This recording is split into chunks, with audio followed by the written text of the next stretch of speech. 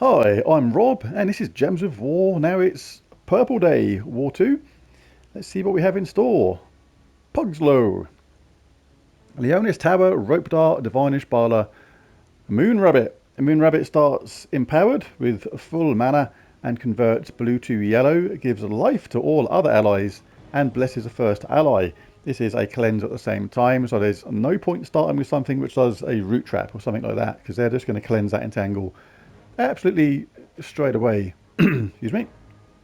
Divine Ishbala transforms red to skulls and green to yellow, which is really handy. And good old rope dart eliminates all the armor from an enemy, deals damage, and pulls them to first position.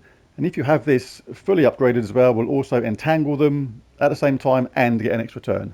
Absolutely one of the best weapons in the game. And Leonis Tower is a tough cookie too. It's invulnerable, immune to all status effects. Even Zul'Goth can't kill this thing. And it deals a decent amount of damage to the first two enemies while stunning them, and it gets a barrier at the same time. So how am I going to go about this? I'm going to go about this, I think, with this team. This is an okay team for this, the first one I've got on my list. And the reason is, like where the Moon Rabbit converts blue to yellow, and the idea of that is it gives the rest of their team a big start up in yellow. Drowned Sailor converts yellow to blue. So if this is good for my Zul'Goth, it's a bonus, but if not, I can actually take away those yellow, giving the Moon Rabbit very little benefit to that other than the cleanse. So, and failing that, I can choose to cast Leprechaun if I so choose. The idea is to get my Zul'Goth up as fast as possible and zap their rope dart into oblivion, and then we can chip away at their Leonis Tower with skull damage, basically. So, let's take a look at the traits on this. On the Elementalist class, I've gone for Snap Freeze, Insulated. That Stone Circle one didn't matter, there was nothing there which done any good at all. Watery Binding, Rock Solid, a Lightning Strike, and Fortitude. Some people may prefer the take off the Lightning Strike to get more control over the 4 matches, but I find it gives me a really good steady amount of mana, so I actually quite like it. I'm going for the Banner of Sin, +2 purple, +1 red, a -1 brown. Alright, let's go. So first up, we'll be looking for our Drowned Sailor conversion, if it's there at all. Looking for yellow to blue. If there's a 4 match on that anywhere, that is a really nice start. We haven't got it. We've got it close-ish, but no cigar. Looks like it is going to be quite good in some ways, but not enough. And we'll definitely take this first. It's pot luck whether the Elementalist effect works on this or not, because that third trait does go on a random enemy, and if it attempts to go on Leonis Tower, which it did just attempt to go on, they can't be affected by that, so it's not going to do a single thing to them. Right, now let's have a look at this. Convert all blue to yellow. Sometimes you're better off just leaving that sometimes if it's going to basically set you up. Or not set them up, but basically be a wasted cast for them. Blue to yellow.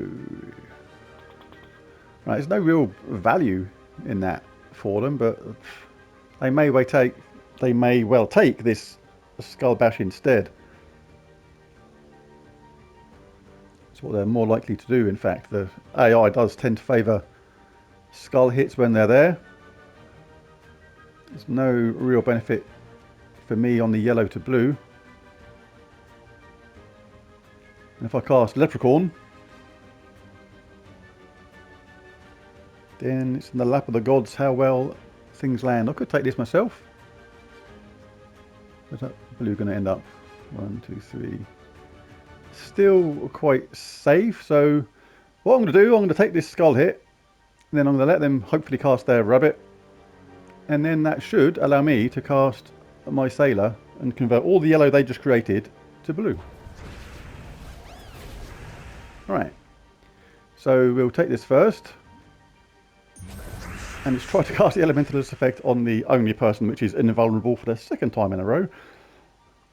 Such is the way it goes sometimes. Now, I would cast Leprechaun, but the trouble is there's not a lot of our colours which we use around the green. I don't use yellow. We can explode all these green, but I don't use brown. Oh, there's one red. Yeah. Woohoo! And I get a little tiny bit of purple here and there, but that's not really worth casting Leprechaun for. Not the most favourable start in Royal Existence. But it would mess up the board and hopefully bring some stuff down in my favour, so I am going to go for that, and that worked out okay. Could do with cleansing myself, so I may well cast my Reflection of Good on myself. Hang on. Let's check this first. Yellow to blue. Always remember to check this every single turn, because that is obviously a very good cast for our Zul'Goth. Can't take out their Leonis Tower, so I will take out their Rope Dart, which is the biggest danger on their team. Can now cast Reflection of Good on ourselves to make sure we get cleansed. Otherwise we're never going to do any damage to their Leonis Tower, because Zul'Goth is unaffected by it. So it's pretty much skull damage the whole way. Now we can cast a Leprechaun. The reason why it's good to have exploders at the moment, I'm going for, most of my teams are going to include exploding troops for the whole week. And the reason is these gargoyle gems you would have just seen explode a minute ago. They're going to be prevalent throughout Guild Wars. And they can't be matched. So the only way to get rid of them is by getting them destroyed. So I am going with a lot of explodey type troop makeups this week. Really handy. Right, it's not quite going to die because their first troop has 50% skull reduction, but puts them one step away from doom. We want them to be doomed. They're gone. Zul's up again. We'll cast this on their... See? Ooh, what do you do? The Varnish Bala is easily the most dangerous, but she's one stage away from being charged, and Moon Rabbit is nowhere near charged, but has the cleanse and all that jazz. That will zap the rabbit out of it. The rabbit's done his last hop, and that works out good.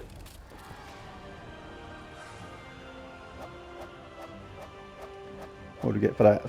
3,255, I think that was. Yep. Right, fight 2. Let's see what's next. Herald of Damnation, Lamashtu, Sister Superior, and Doomed Chronicle. Now this team is literally all about a Doomed Chronicle and getting it charged up. Deals scatter damage, then creates a mix of 6 purple and skulls for every purple enemy.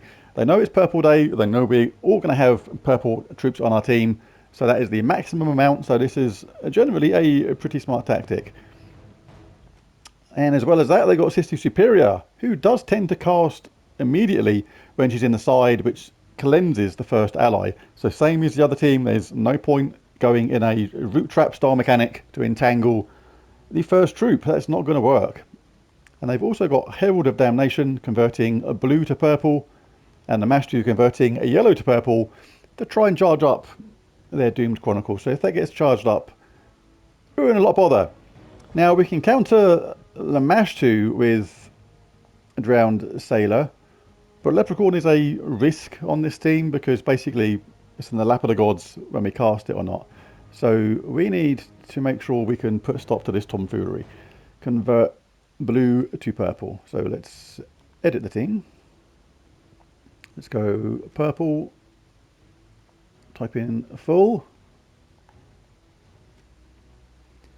And first mate axe lubber converts blue to red. This is good for Zul'Goth and bad for them. What this basically means is now if either of their empowered troops are ready to cast and they can get 4 match basically, or really get their weapon powered up, then we can stop one or the other. The only downside to this is we can't stop both at the same time. If we're really unlucky, and for example we get a 4 match for them on the right hand side of the board, converting yellow to purple, And on the other side of the board, they've got a blue to purple. We can't cast both at the same time. That is where Leprechaun is good, but you literally have to just take a risk with whatever works. And it's like there's no way of knowing what's going to be the right way to go until you start the game, and it is in the lap of the gods. But I'm going to go with this route. Half of my instinct is telling me to change that back to Leprechaun, but too late. I've pressed go. Let's see what happens. Well, we've got a nice start on red regardless, and I'm going to take that. And no point even looking around at the 4 matches because that is a nice start. We're going to get the entangle effect anyway, even though Sister Superior will wipe it out in a minute. Now we've got this for our Zolgoth. This is really handy. Yellow to blue. We're nearly there on our Zol already. Let's check this. Blue to red. Is a no. So now we have to just have a quick look at theirs. Yellow to purple is a no because we've removed all the yellow. And blue to purple. Let's have a look at this. Small amount of value there. But that is about it. Now I can live with that. So in this case, I will grab something which is good for my side, which is some more blue.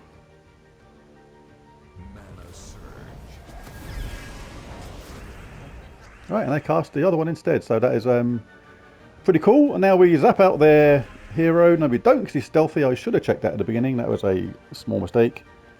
So we'll now zap out their troop that is charged up. But we're still now in control of this game. Check around for any potential natural 4 matches first. Now we can look at blue to red. Nothing really doing on that, I don't think.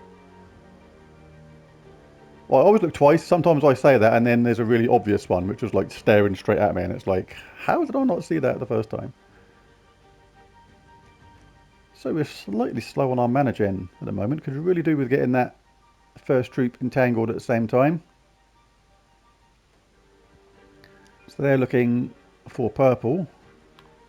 So for that reason I am going to take purple. I've got a barrier so I can withstand this hit quite easily should they decide to take it. Or I could take that purple and move the skull down. But I don't mind them actually taking the skull hit. It kind of gives them a wasted turn basically. So I'm going to hope they take that skull hit. Thank you.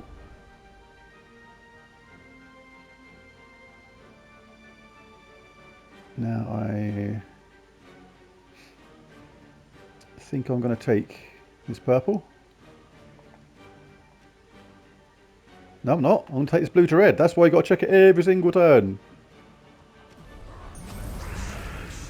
Really important. Now I'll take this red here because it's going to drop these purple down into a 4 match.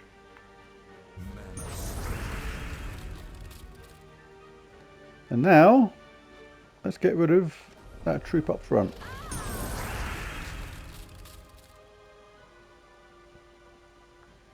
Take that anyway just to reapply the entangle. And now their last troop is no longer stealthy because he's on his own. You can't hide behind anybody else when you're on your own. It's just not possible. Little chicken, come out and play the game. Don't be hiding behind your mates.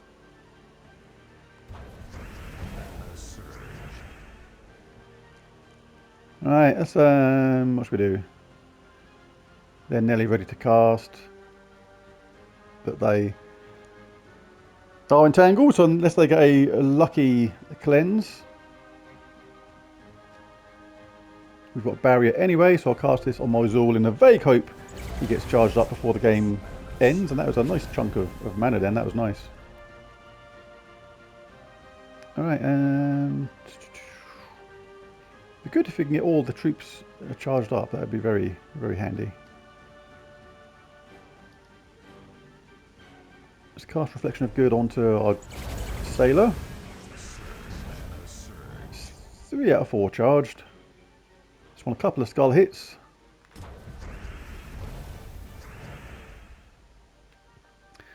Now I could zap him out with Zulgoth obviously straight away, but you get more points if you have all troops charged at the end of the game, so I might risk a couple of extra moves first, see if we get a lucky skull hit from somewhere.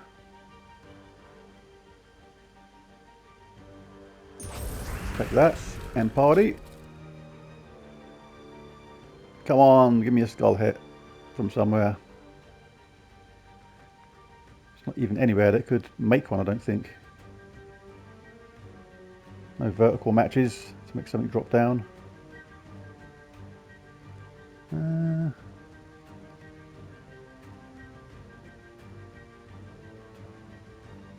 What should we do? Oh, there's one here. 1, 2, 3. There you go. Nearly dead.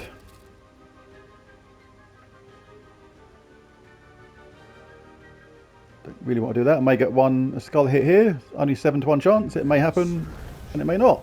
But we got it that way. But we didn't get everybody charged, but we're close. But another win. That was pretty good. 1,378 points that time. Next fight is against a rotating cube. Interesting name.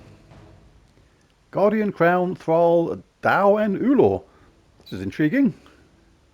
This is about restricting us rather than doing much damage themselves. This is interesting indeed. Dao eliminates 27 in this case from a random skill on an enemy, destroys 8 gems of one of their mana colours, then repeats 2 more times for random enemies.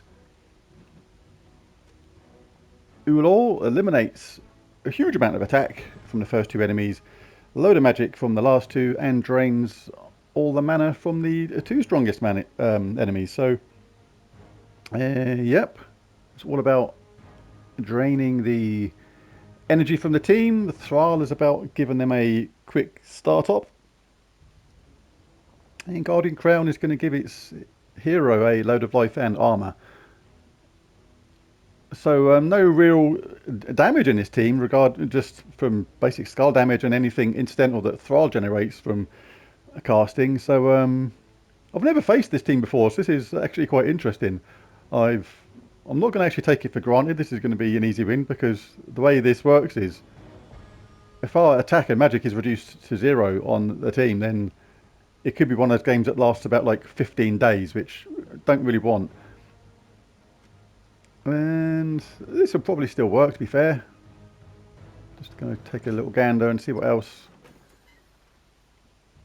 So that would be good. If we cast Arachnean Weaver first, then that is going to web those 2, which is going to reduce what they do absolutely massively. That's a good way to go about that.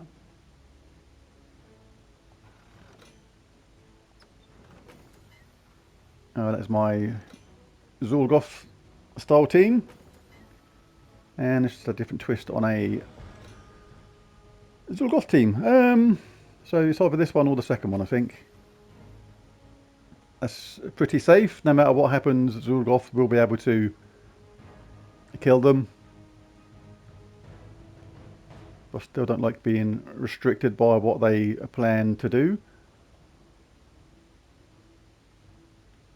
So I might just take this team for a spin. It's a little bit risky. It's not as safe as the Zulgoth team. The Zulgoth team will definitely still be able to kill them if they get charged somehow before we do. Then I could be in a spot of bother. But if we get the web up first, then their magic will be nothing, which means we'll be okay. And this is a slight risk though, but the other team isn't a risk.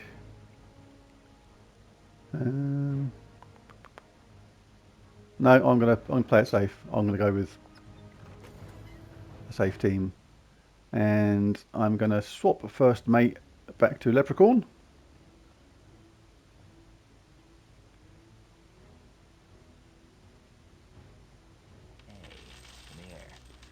And take it from there.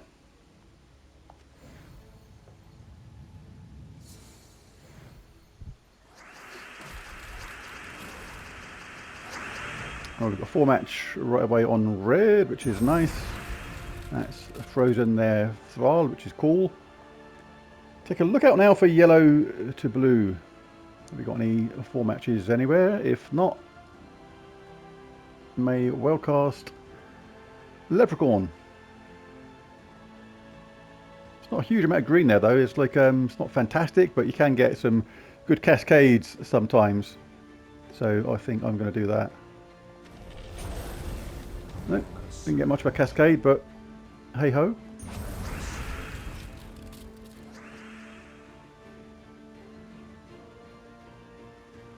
Take a little look out for these conversions literally every single turn, because it's amazing how suddenly the board can change sometimes, even though it seemed like not a lot happened, if you know what I mean.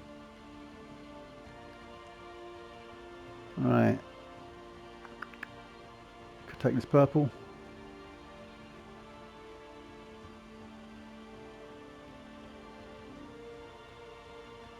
Hold on, if I do that to there. 3. No, that's okay.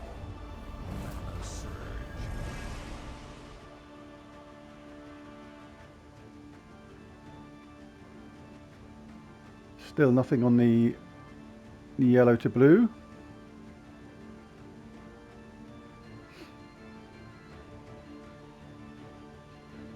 Can't get my reflection of good up either, so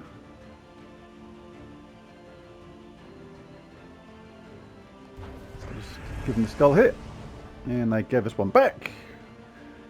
I bash you, you bash me, and all that. This is not bad, red and purple at the same time. Still no 4 matches on yellow to blue. Right, they've got their weapon up, but they are now entangled, so that's good. Right, who do we get rid of first? They're just going to give themselves life and armor. That is not a danger. These could be slightly annoying. So let's bash out their Dow.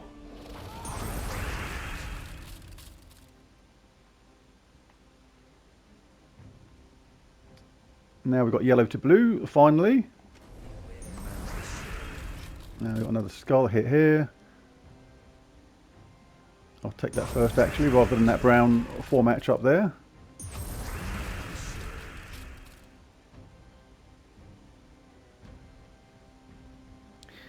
Now what we got? We got Reflection of Good. I'll cast that onto Zul. Start speeding his mana progress up. Now let's zap out Ulor. Hey, and that was a lovely little cascade. 3 out of 4 troops charged. Not bad. And that was worth 1,516 points. Right, battle 4 is against Pedro. Pedro, Guardian Crown, Thrall, Zul'Goth, Graveseer. So these 3 troops all about getting Zul'Goth charged up. As we know, Zul'Goth kills someone absolutely outright. Not a lot you can do about it. We've got Graveseer there transforming green to purple. And Thrall generating the mana for their Zul'Goth. That is a lot of gems destroyed. Alright, so what I'm going to do here is just keep the same team, but I'm going to adjust it ever so slightly for a particular reason. I'm going to bring in Freya. Where are you? There she is. Now she looks cute as a button, but my god, she is dangerous. It deals damage to an enemy, and if they're a boss, deals 3 to 5 times damage based on her ascensions. And we're on Mythic, so she's going to do the 5 times damage to their boss. Now, even though it says 47 damage to an enemy, always pop them into your team first, into the place of the troop you're going to replace, and then take a look at the stats again, because now the extra bonuses have been applied, and now you can see it's now actually saying we're going to deal 53 damage to the enemy, which is what, 250, 265. So as long as their Zul'Goth doesn't have more than 265 life, we're going to zap him out in one go. And she's awesome as well, because she starts battles with 50% mana. So what I'm going to do is promote her to the front of the team. Absolutely key to this is getting rid of that Zulgoth. And with her 50% start, literally any purple, any yellow, we are good to go with her. You can keep it an elementalist for this. Just got to check that their Zulgoth doesn't have more than 265 combined life and armor, which it doesn't. Alright, so good to go. Providing we don't get absolutely screwed over on purple or yellow at the start, we should be okay. And even if we don't get purple or yellow at the start and their Graveseer is completely set up on green to purple, we can explode the green with our Leprechaun. So hopefully we've got all bases covered in this. But time will tell. I always say it, any team, no matter how well thought out it seems to be, is only as good as the gems on the starting board. Time and time again, you think you could have a really, really cool team. And if the gems aren't there that you need, then you've had it. Not a lot you can do. So green to purple, and not much green there. No matches for them that side. Nothing doing for them there. Nothing doing for them there. You can take this way or this way. I'm going to take it this way because if I take it this way, you can get some, maybe some benefit from them that way. I think there's less benefit for them this way, so I will do that.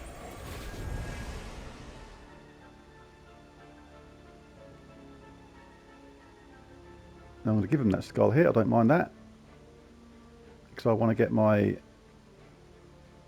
Freya charged up. Just make sure they haven't got any sort of lethal damage thing straight away and a chance to just hit and kill straight away. That would be really annoying. Right, see you later, Zulu boy. Nice knowing you and all that. Now there's no, well, one green to explode from Leprechaun, so I don't think we'll be doing that at this exact moment. Let's we'll look elsewhere. This is a kind of safe way of doing this in a way. The only thing is now, like Freya, she's done her job. And she's pretty much redundant for the rest of the game. Don't really need her now. She's actually mana blocking to a degree, some of the troops we want. So we'll get some manual stuff on our Zulgoth. Let's see if we get some lucky elementalist effects.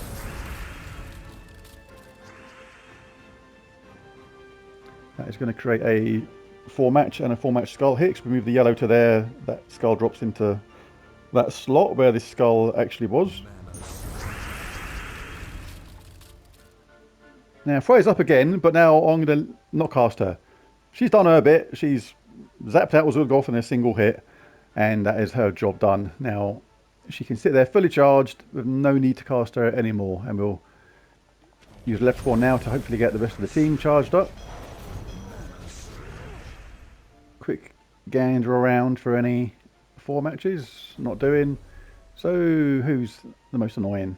Probably get rid of their hero, I'd suggest. Some normal skull hits. Going to trade a couple of skull hits, but they are entangled, so they didn't bother. They cast their Thrall. So in that case, let's... oh, that is exactly enough to kill them. I can't resist that. Yeah, it's too much to resist. Alright, let's get Reflection of Good up. Rather than spend several hits waiting for skulls to connect, we'll see if we can get our Zul ready to do his stuff, and we are ready straight away. But oh, are we going to take him out anyway? These skulls would be really handy. We've got all troops charged. Oh, excuse my voice. Can we generate a couple of cascades from this to... Alright, let's try this. That is going to be pretty close. They're going to burn anyway. 2 more rounds. That is probably worth waiting for them to die, to be fair, because we've got a skull hit anyway. Bonus. Right, all troops charged. Another win. That's not going to be too bad, I don't think.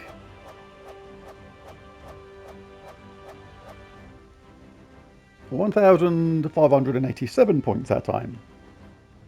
Right, last fight is against Creek. And we've got Webspinner, Sister Superior, Doomed Chronicle, Lamashtu. The idea behind this team is that Webspinner applies triple skull damage to poisoned and webbed enemies.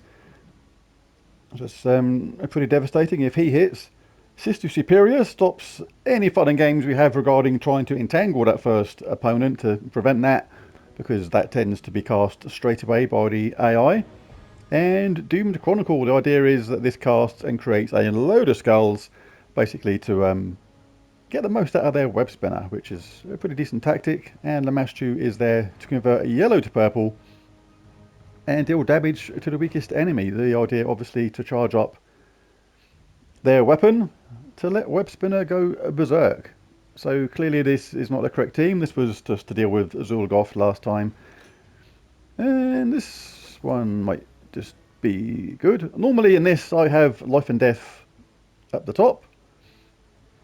But the reason why Arachnian Weaver is up top on this one is it is impervious, immune to all status effects, devour, lycanthropy, and mana burn. So this effectively makes the web spinner's damage standard damage, because we can't be poisoned and we can't be webbed either. So that is a okay way to go about that. I'm just going to check their damage.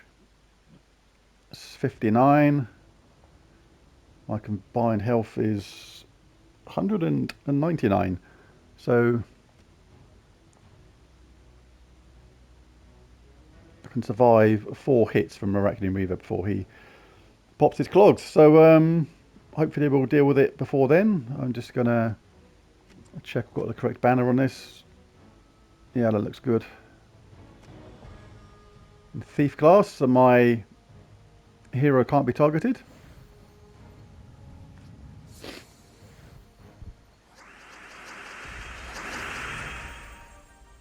And just show the traits quickly. Hunter's Mark, Precision, Shadow's Call, Backup, Stealthy, Child of Sky, and Rising Shadows. Right, well, brown's okay, but not exactly essential. We need to check on their Lamashtu, converting yellow to purple. And they've got a massive bunch of this. Look, this is almost like a perfect grid if they change that. Wow. So we need to mess that up. So we need to cast Leprechaun, basically, because we can't let them have that. There's nothing else to think of. The Leprechaun gets cast. Alright, now this is not too bad. Just double check that nobody's frozen before I take unnecessary matches like this, in the hope for random cascades. Alright, now let's double check this again. Yellow to purple. Small amount there, but nothing mind-blowing. But because the time is on our side, and that looks like that's the only... Oh no, they've got a big one here, look. Wow, nearly missed that. Right, so if I take this one away, that's going to be good for my Weaver. They get a small amount there.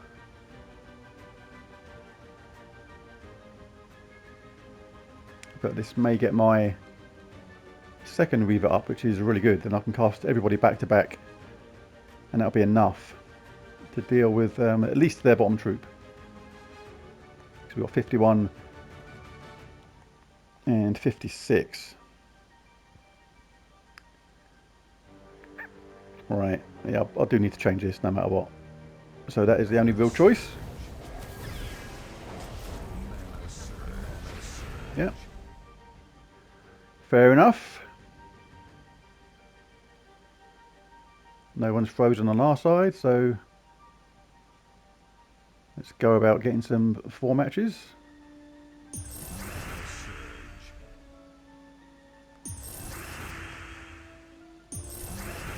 If anything, just to reduce or get a bit of a mix-up of on the board of the colours, because that was just too much red and brown going on. And we've got a nice random skull hit there, which has taken them out. They've got a barrier on that bottom troop now, which is a mild irritant, but it is mild. I'm not too irritated by it really in the slightest. So for that reason, because we're not going to steal any life from them on this first hit, I'll cast Arachnian Weaver first. Now I'll cast the second Weaver because we're going to kill the bottom troop, which is going to generate mana for the team because of the explosion. Now Life and Death doesn't quite get the bottom troop, and neither does Weaver, so don't actually need to collect that, but I will.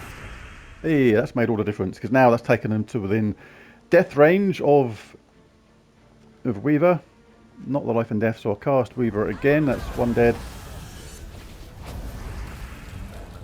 And got webbed at the last moment. How about that?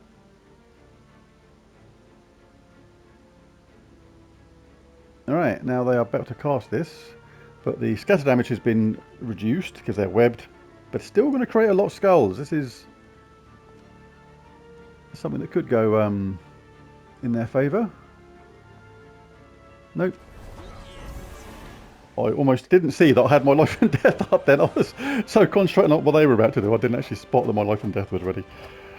Oh dear. All good in the end. And that was worth 1,777 Guild Wars points. So the total for today is